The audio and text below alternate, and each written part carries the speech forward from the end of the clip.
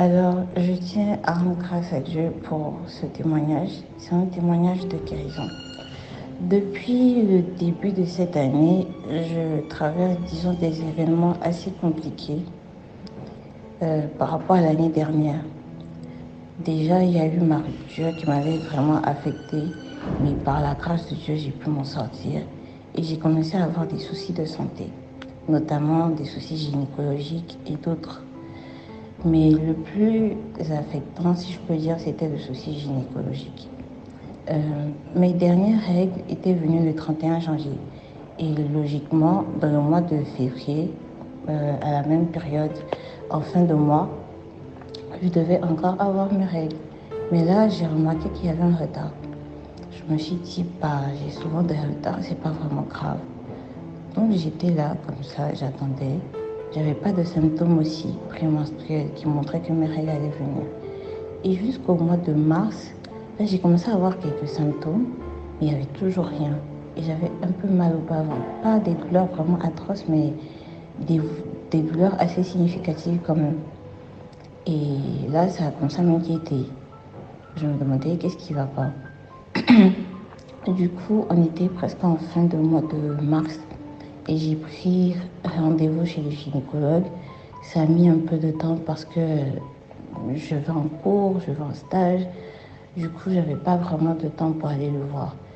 Et avant d'y aller, j'ai vu un autre docteur qui m'a dit de faire des examens, qui m'a dit de faire un hémogramme et la CRP aussi, et de faire une échographie. Et j'ai fait les examens. La CRP était revenue négative, c'était pour voir s'il n'y avait pas d'inflammation. Et au niveau de l'hémogramme, j'étais un peu anémiée.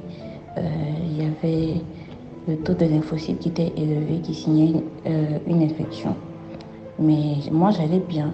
J'avais pas vraiment de soucis. Genre, je me sentais vraiment bien dans ma peau, à part la fatigue un peu fréquente. Donc, on est en avril maintenant et j'ai pu prendre rendez-vous chez le gynécologue. Et j'ai oublié l'échographie. Quand je suis allée faire l'échographie dans une clinique, leur machine est assez archaïque, si je peux dire. C'est les anciennes machines où il faut boire de l'eau avant d'aller faire l'échographie. Du coup, j'ai fait et à l'échographie, il n'y avait rien d'anormal. On me disait que mes ovaires étaient de taille normale, mon utérus est vide, ça va, il n'y a pas de souci. C'est juste le stress à cause de l'école, des cours et tout. Et voilà, que je suis une personne anxieuse, d'essayer de beaucoup me reposer. Moi, je sais que je suis une personne anxieuse, que je suis beaucoup emprunt au stress aussi. Mais il y a longtemps, du coup, c'est pas ça qui va vraiment m'affecter à ce point. Et j'essaie de me détendre au maximum, de ne pas vraiment m'inquiéter. Donc, elle m'a dit qu'il n'y avait rien. Du coup, j'ai dit à ma mère, voilà, à l'échographie, il n'y avait rien. Elle me dit, pour savoir, c'est juste le stress. Mais elle va voir quand même le gynécologue. Donc, avant les congés de Pâques, je suis allée voir le gynécologue. Et il a refait une échographie avec une machine un peu plus sophistiquée.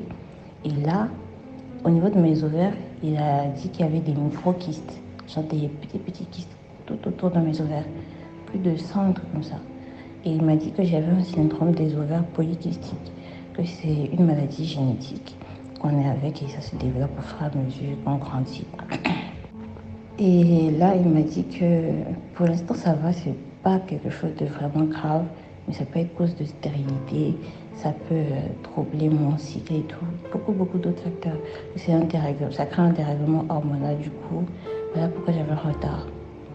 Donc, il m'a prescrit des hormones, de la progestérone et tout, que je devais prendre à un rythme régulier sur au moins 10 jours comme ça. Du coup, j'ai commencé le traitement hormonal, je prenais. Et quand le traitement est fini, il m'a dit que normalement, si le traitement est fini, mes règles sont censées venir. Du coup, j'avais fini le traitement. Je me dis, c'était le 15 avril, si je ne me trompe pas. J'avais fini le traitement à cet alentour-là. Et une semaine après, mes règles sont venues. Du coup, du 31 janvier jusqu'au 25, oui, quand c'est venu, c'était le 25. Du 31 janvier jusqu'au 25, j'avais pas mes règles. J'étais obligée de prendre des médicaments pour en avoir.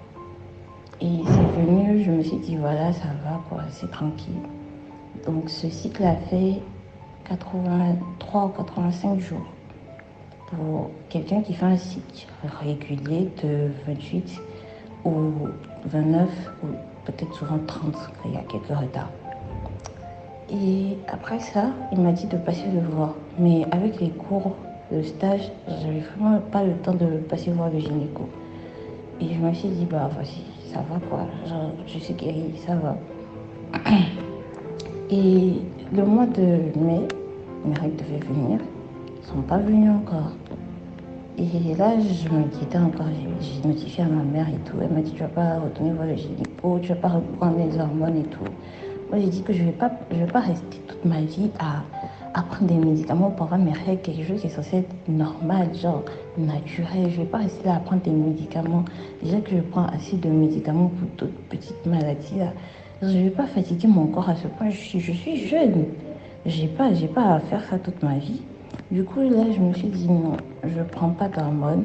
Je vais pas voir le gynéco. Quand je vais rentrer à Abidjan pendant les vacances, je vais aller voir un gynécologue un peu meilleur parce qu'ici j'ai l'impression qu'ils font pas de bonnes choses. Déjà, j'étais un peu malade et j'étais allée dans une clinique mais ils m'ont sorti de faux résultats. Du coup, je me méfie un peu. Donc j'étais là depuis mai, juin est passé. Je prenais pas les hormones mais je portais sans prière. Et un jour, j'étais là et je me disais mais attends, je suis à Oriental. J'ai entendu beaucoup de témoignages de filles qui avaient des règles perturbées, de filles qui avaient des douleurs menstruelles. Elles ont été guéries. Pourquoi moi, je ne serais pas guérie? Et là, j'étais dans cette optique-là, que si le Seigneur a pu faire ça pour elle, il peut faire ça pour moi. Cette maladie-là, je peux être née avec, mais c'est pas dans ma nature. Je suis une nouvelle créature née de nouveau. Du coup, je suis née de nouveau. Je n'ai plus de micro-kystes autour de mes ovaires. Et j'étais dans cette déclaration-là. Je déclarais ça, je déclarais ça. Et je me préoccupais vraiment plus de ça. Ça me disait vachement plus rien. J'étais là, je vivais tranquillement ma vie.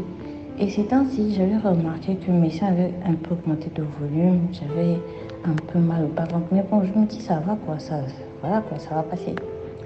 Et le mercredi, oui, hier, le mercredi, je me suis réveillée le matin, allée aux toilettes tranquillement. Et là, je vais aux toilettes, je vois que ma culotte est tachée. Je me dis, mais il y a un souci ou c'est quoi?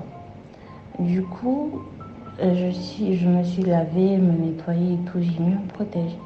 Et après, je suis retournée aux toilettes encore, je voyais que voilà, le sang coulait normalement. Et là, j'ai rendu grâce à Dieu. J'étais soulagée, apaisée. J'ai rendu juste grâce à Dieu. J'ai dit merci au Seigneur parce que là, je sais qu'il vient d'opérer un miracle dans ma vie. Parce que pour quelqu'un qui était obligé de prendre des médicaments pour avoir ses règles, le fait que mes règles viennent comme ça, et c'était venu le 25 jusqu'au 28, ça faisait 63 jours que j'avais pas eu mes règles. Et j'ai pas eu besoin de prendre quelque chose. J'ai juste fait confiance au Seigneur. Et là, là, je suis dans ma période et tout. Et je rends vraiment grâce à Dieu parce qu'il tient ses promesses. Parce que Dieu est fidèle. Il suffit de lui faire confiance, de croire en lui, de croire en sa parole, de croire qu'il est vivant, il est ressuscité et que toute maladie en nous est morte. Et on va voir le miracle se produire. Du coup, là, je voulais vraiment rendre grâce à Dieu et encourager quelqu'un qui a une maladie dite génétique ou incurable. Ces genres de trucs-là, c'est pas impossible à Dieu. C'est pas impossible à Dieu. Des hommes peuvent programmer des choses sur notre vie, mais c'est le mot de Dieu qui est la décision finale. Et je sais et j'ai la firme conviction, j'ai la foi que je suis guérie. Mon prochain cycle sera un cycle normal, pas un cycle long de plusieurs jours, parce que le Seigneur a déjà opéré le miracle et je n'ai plus à m'inquiéter pour ça. Que la gloire s'en rendit à Dieu.